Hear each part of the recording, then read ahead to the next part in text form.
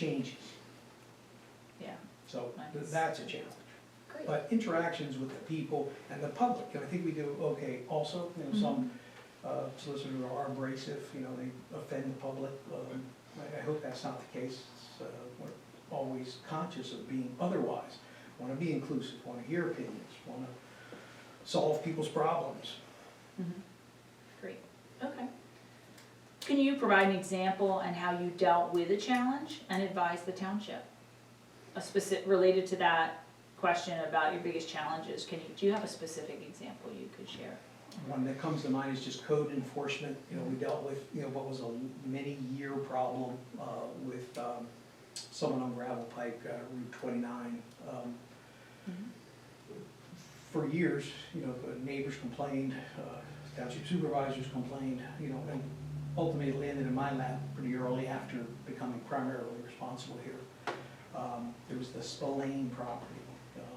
And like is often the case, these property owners are not necessarily, you know, bad people or intending to be, you know, obstinate and whatever. They have other challenges in their life, you know, maybe it's family, maybe it's, you know, mental health issues.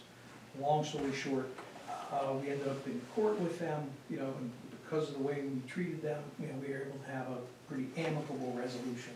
Sometimes those cases wind up, this one did in district justice court, but then they wind up in common police court and they take on a life of themselves. They're very expensive, become very us against them. But I think we resolved that matter in an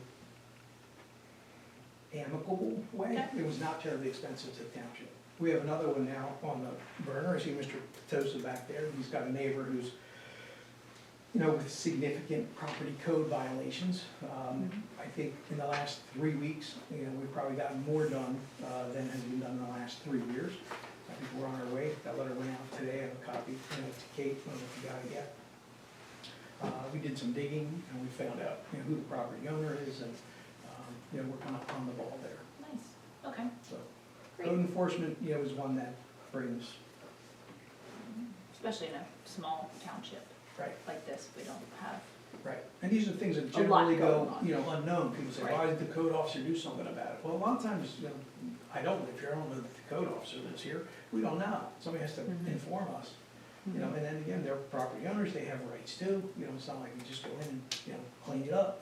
yeah, So okay. we've worked our way through those. This is a 3-part question, but it's pretty easy for you guys. Do you currently support a township similar to Upper Frederick, surrounding Upper Frederick, and in Montgomery County? Yes, yes, and yes. Yes, yes, and yes. Yeah. So similar to Perkiomen's Upper Frederick, comparable. would Probably Ole is Perkiomen? probably Ole Township is the most comparable. Okay. Because they're very rural also. Their Yeah. entire township is designated as a historic district. The They entire are also- township is? Yes, believe it or not. Yeah, Wow. it's the only one in the country. Wow. Interesting. So again, they're very rural by nature, much Yeah. like you. That's a lot of agriculture, a lot of open space, a lot of, you know, 10-acre and 50-acre parcels. So yes, that's Berks County, but. And then surrounding Upper Upper Frederick? Frederick, You Perkiomen. have Perkiomen, Yeah. okay. Which is part of your regional, regional plan. Planning committee, yeah, Planning, Central Park Valley, Central yeah. Park Valley. And then, obviously, you have Montcalm. Correct, that's two in That's a Montgomery. given, yeah. In Montgomery County, my firm also represents West Pottsgrove, Lower Pottsgrove. Yeah, that's the CHP. Multiple, just supervisors, those are just boards. Yeah, okay. And other authorities, you know, which, you know, could be helpful too. You know, the ZHB stuff I'm not telling you about, it's in our application. Right, And the authorities, but, you know, that's just general knowledge, you know, for township. If you're advising a township and the issue of, you know, a water tank or a water plant or a water line, you know, becomes up, you know, I have somebody in the office who sit next to it every day, you know, that's what he does. yeah, okay. Great. We would like to limit development in our rural community. Provide an example where you have successfully guided a municipality in this direction. In Perk and in Ole, you know, they're very much similar thinking as you. And we've, you know, everyone, well, not everyone, I mean, the townships that are proactive there, you know, jumped on the riparian corridor bandwagon, the open space, you know, issues, you know, to do things to, you know, limit areas where development can happen. In this township, you know, as in all, I mean, you need a place that's the growth corridor. And it's, you know, on your map there, you know, where it is. And even in this township, you know, we've passed recently, or assisted in drafting resolutions and amendments to the zoning ordinance and the stormwater ordinance to bolster them up. Okay.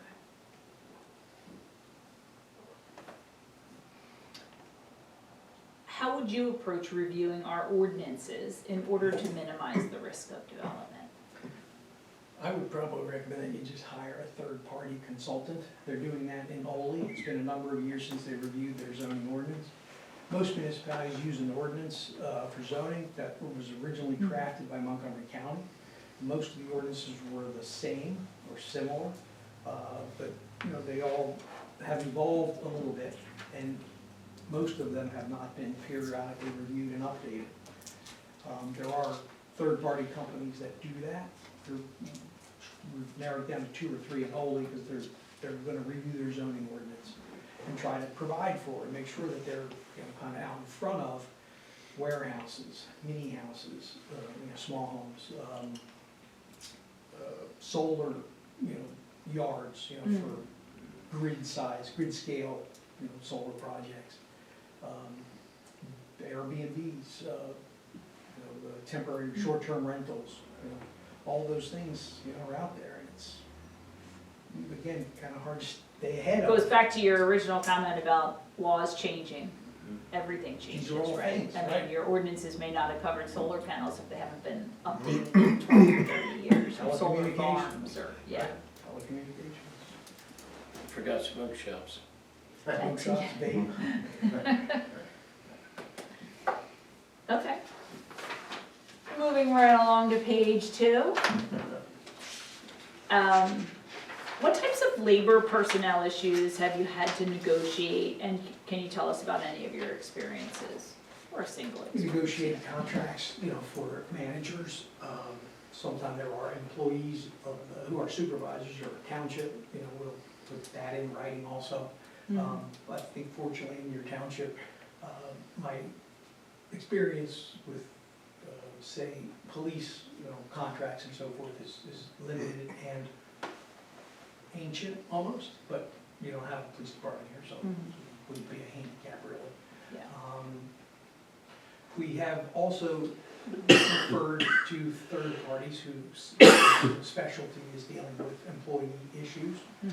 Most of the time, your insurance carrier, you know, if there were a lawsuit or a claim, you know, on behalf of an employee, you know, against the township would pick somebody and we'd put you in the direction of someone that handles, you know, employee, you know, grievances and complaints. Okay. So we do it a little bit, you know, initially until we reach the point where we have to bring in somebody else. It would depend on the claim, et cetera. We're also in a township where they tried to unionize the road crew.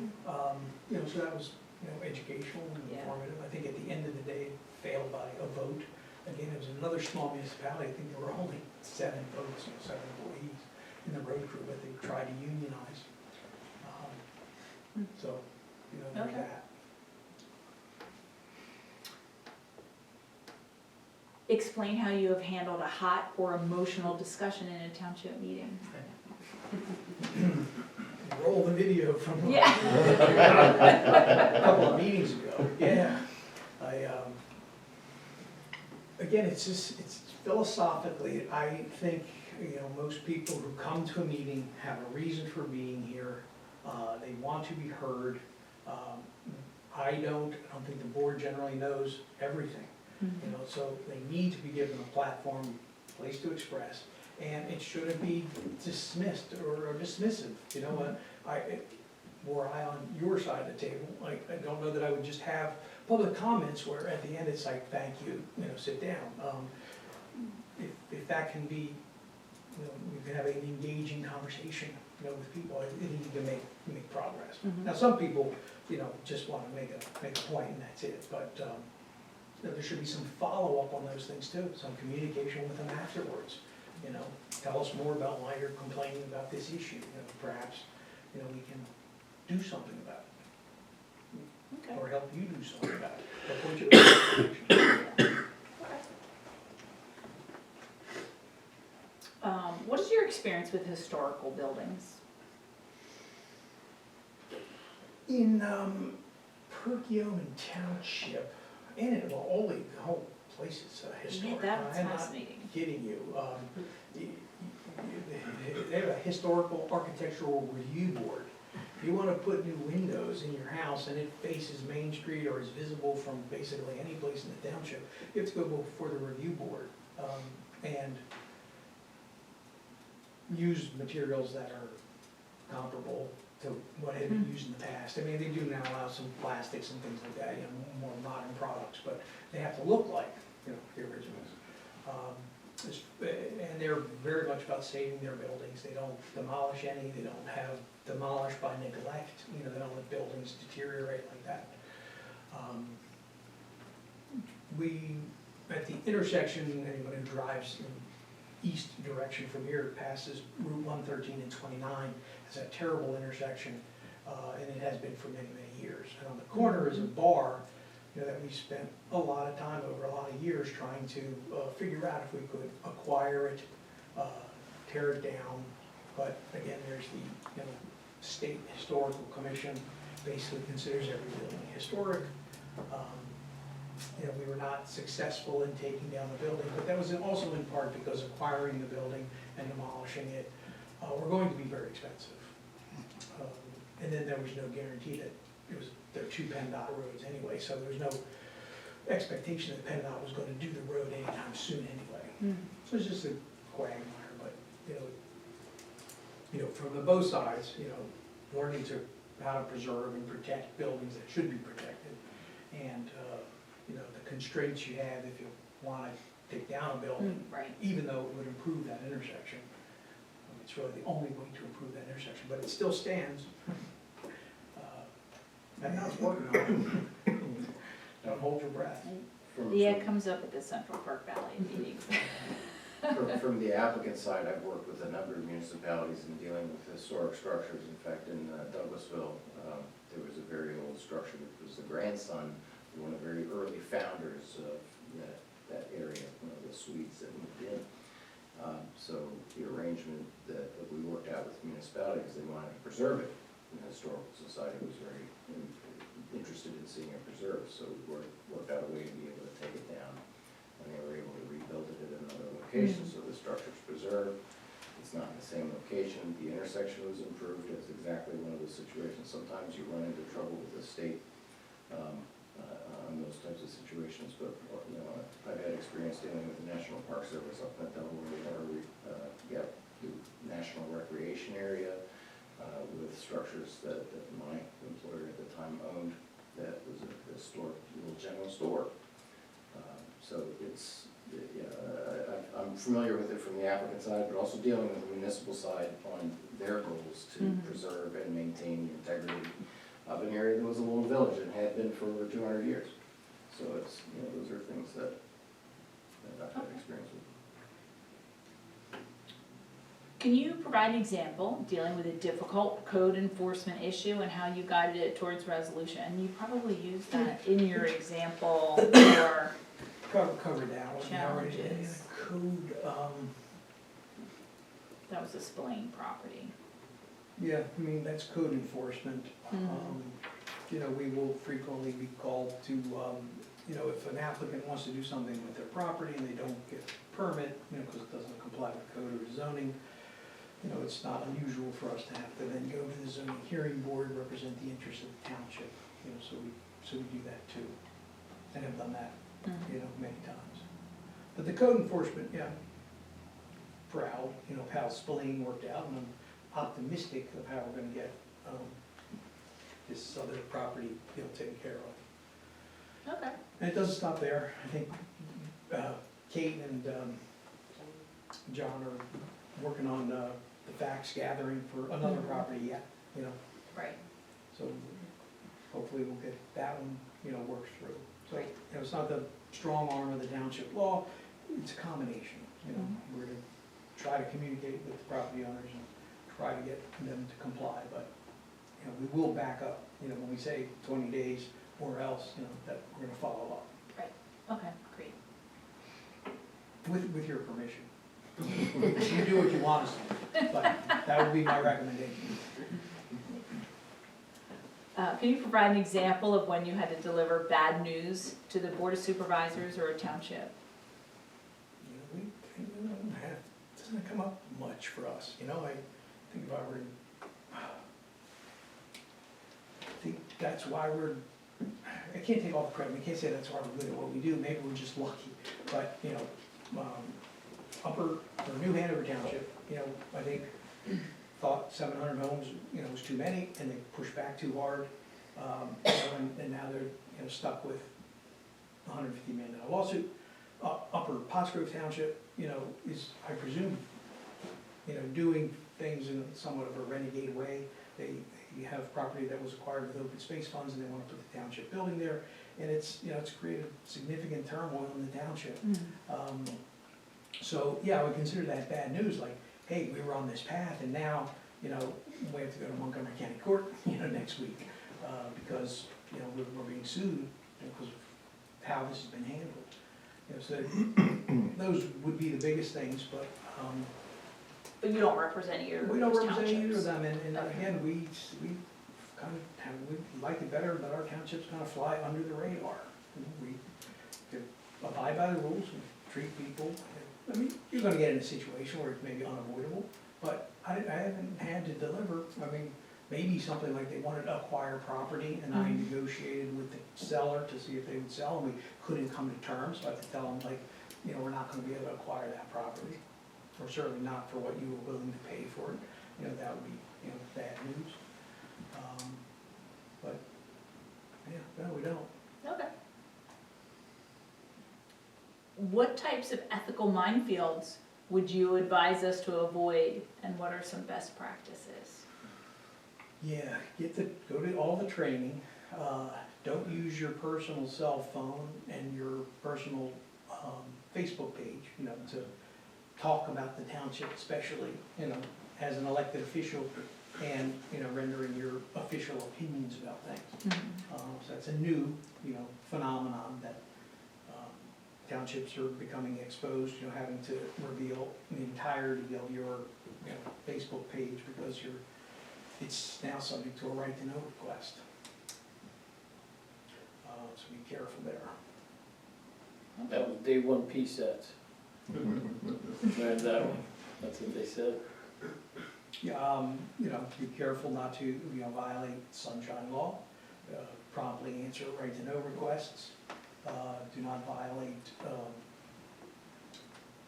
having a quorum and discussing things amongst yourselves. Again, with a 3-member board, 2 of you, can't talk at something other than a public meeting with limited exceptions. And, Rich and I were kind of joking about on the way out here, how hard that is, right? Even sometimes scheduling a meeting, becomes a mess. Sure. Because if you talk about it, you could be accused of having violated sunshine law or not given sufficient notice. Yeah. So the rules are pretty clear, Yeah. and we err on the side of, trying to keep you guys out of the limelight and out of trouble and out of the ethics board. No member of my firm has ever even had an inquiry, of the ethics board. That's not really remarkable, but we're proud of that. Okay, great. Last 2 questions are super easy. What is your normal turnaround time for returning calls and emails, questions, things of that nature? Whatever I say is sort of, you're gonna make your decision on what it's been in the past. Yeah. In the recent past, because you're both new to the board. Yeah, same day, I'd like not to, but, I texted my supervisors and managers and assistant managers, at 10 o'clock at night. you know. So we're pretty available, you know, all the time. Okay. I believe all of you have my cell phone number. If you don't, you're welcome to it. Texting is pretty efficient, Yeah, you know, and emails we respond to. And respond to Mr. Petosa back there, you know, and he emails me. I think I've been pretty quick, Very quick. you know, about responding. You know, it's township business, you know, it's kind of a priority. yeah, okay, great. And then how long is your commute to Upper Frederick Township, and do you charge for your travel time? It's a little more than, you know, 15 minutes from our office, we're in Mhm. Pottstown, but in customarily, we bill for 15 minutes, you know, For travel? Yep. Okay, a quarter of an hour, you know, each way. And we do charge for it, you know, on a, you know, we more or less always have. You know, Okay. we work, you know, by the hour. You know, if you came to my office, I wouldn't charge you. Generally speaking, you know, if you have us come out here, yeah, it's time. okay, Wouldn't be a deal breaker, but we think that's fair. It's less time than we actually spend. yeah, okay, We charge you all, I don't know if anyone else would have mentioned it, you guys are aware that most municipal solicitors charge substantially less, you know, for the municipal work than they do elsewhere.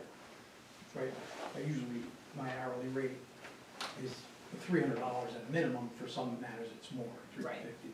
You know, I believe presently we bill you guys at $165. right, yeah. About half, you know, of the Yeah, we hourly did rate. see So- that with the proposals, that, So when it comes to travel, you know, we charge a little bit for travel. yeah, okay, great. And you also have us out here late at night sometimes, Yeah. you know. Extra meetings this year. You know. Anything else, Bill? No, No? no, You're benefit good? of knowing Ken. Yeah, Great, I was going to say just that, yeah, we have, a member of my firm has represented the township for 49 years. In and of itself, that might be a reason to go, hey, we should look elsewhere, maybe. But I learned, you know, from those people, Dave Allebach, of course, and everyone else in my office has been a municipal solicitor. I think a lot of people, you know, have moved out here, because over those 49 years, it was been the philosophy of the board, the members of the board, you know, to keep development, you know, as suppressed, you know, as can legally be done. And you're now enjoying the benefits of that. But there are pressures. You know. right, There's, you know, a corridor that's for development, Upper Frederick is, you know, creeping out this way. That New Hanover Township is, you know, coming this way. You know, there are pressures and, you know, so forth. But, you know, our record sort of speaks for itself. And, Yeah. and that's, our thinking is aligned with how you guys think. yeah. Great. But I can't sit here and go, you know, we'll do everything possible, make sure there's no development, you know, because the next thing you know. Yeah, it's We hard, shall like not. you said, there's pressures. Right.